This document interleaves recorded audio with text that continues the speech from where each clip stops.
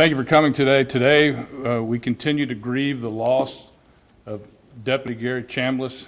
To my right is his oldest daughter, and to my left is his youngest daughter. Deputy Chambliss left us Friday evening around 9:30 in a senseless act of violence. Indian River County has experienced too much violence. We've got too many people that know too many things that are not talking up. Deputy Chambliss was enjoying an evening Friday night with his friends a block and a half away from where this incident occurred. And some senseless person took it upon himself to have a firefight with another person, and that stray round struck a 28, nearly 29-year veteran of the Indian River County Sheriff's Office. We are pleading today with the family and others for those that know something to say something. Deputy Chambliss started his career in 1988. He was a graduate of Vero Beach High School in 1986, continued on his law enforcement career not only as a correctional deputy, but a sworn uniform road patrol deputy for many years. At one point in his career, he decided his love was to go back and work in our transportation department, where he transported criminals, convicted criminals all over this state, and the irony is so deep in this particular case. He is missed widely throughout our community. The family and I have spoken, and they agree that we will be working together to find these bad guys and put them in jail. The family has been offered a lot of support from throughout the community. They have worked very well for us. They are victims, and we are here to help them ease the pain and get through this situation. Friday evening at a fish fry a block and a half away on 28th Avenue in Gifford, dozens of men and women were gathered, enjoying themselves, when violence erupted and our deputy sheriff was killed less than 170 yards away from the initial crime of violence. We are pleading for the help of the community to come forward and put these bad guys in jail. I can assure you that the patrol efforts will be stepped up in this community. Enough is enough. We've worked with community leaders for well over 8 years, monthly, sometimes more than monthly, trying to curb this violence. And I'm here today to tell you that my pledge is to make sure the streets of Gifford are safe again, so we do not go through this problem yet again. We've got members of the family here if they would like to speak. We also have Mr. Tony Brown, the president of the NAACP for Indian River County. If he would like to speak, I would love to entertain some of his comments. Mr. Brown. Good afternoon. Thank you, Sheriff Lohr. I'm humble. The outcry from Gary has been tremendous. We're meeting tonight. Sheriff said enough is enough. Grown men crying. That's where we're at. Our community is in crisis. He has the prescription. We're going to help him serve the prescription to our family. We have had enough. We will be meeting tonight. We're going to have a family meeting. Sheriff Lohr is a family member. One of his children was killed. This is going to be open, honest, and real. No finger pointing. How can we save our community? Enough is enough. I trust him, and I know that he's going to do the right thing. And I know that these babies need him to do the right thing. Thank you. Thank you, Mr. Brown. Any questions? Anthony. Sheriff, do we know what led up at this point to this initial spate of violence?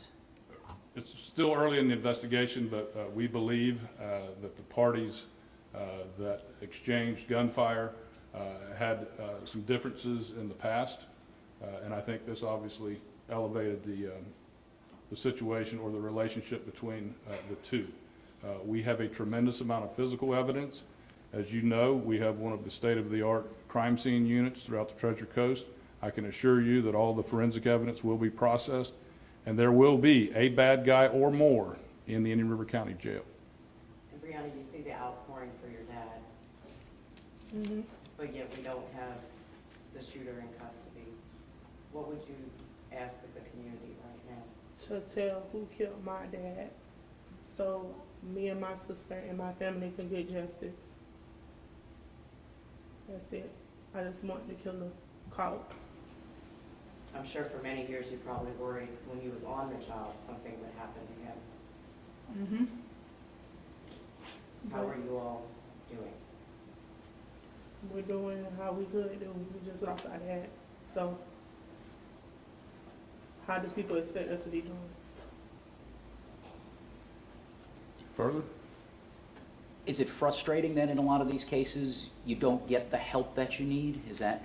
It is. In the last, the calendar year 2017, we've had 5 shootings in Gifford, and the only common theme is nobody saw anything and nobody knows anything, and those days are over.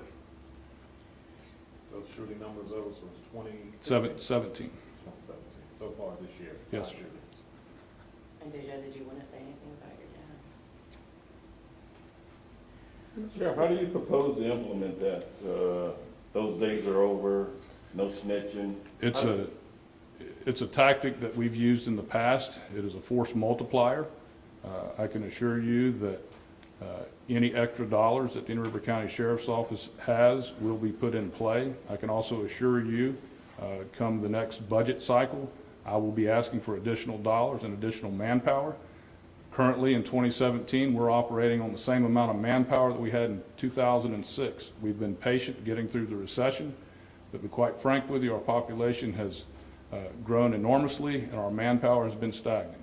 I can expect, and you can expect me to be asking for more dollars, for more manpower, more people on the street. And Brianna, when you see that the witnesses aren't coming forward, what would you tell the people out there, other than that you want justice? I mean, what would you, how would you, you know how they don't want to call the cops, they're afraid. What would you tell them? That how would they feel if it was their dad or their family member? That's it.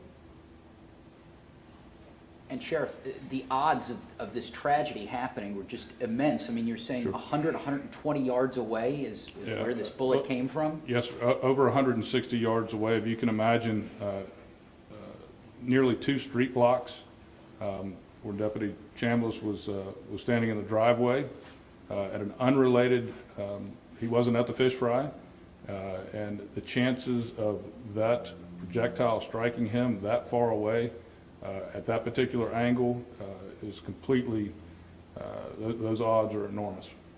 What can you tell us about the latest investigation as far as leads, anything? Mhm. I mean, you have to be getting Sure. Yeah. some. We are getting some. We've offered a $5,000 reward to help with folks coming forward. The information is not coming in as quickly as I'd like.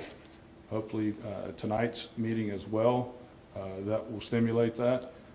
The fact of the matter is, throughout the United States, state of Florida and Indian River County, it's time for people to come forward. If they see something, they've got to say something. Do we know what car they were in or what they were wearing? Do we have descriptions? We do, and we're continuing to develop that, and we'll release that at the right time. Can you say then you do have a person or people of interest in the We do. case? And Brianna, is there anything you want to know about your dad? There's so many people that loved him and they. I just want him. He loved us unconditionally, and we loved him unconditionally. He was a great person, and we're just going to continue to keep his legacy alive.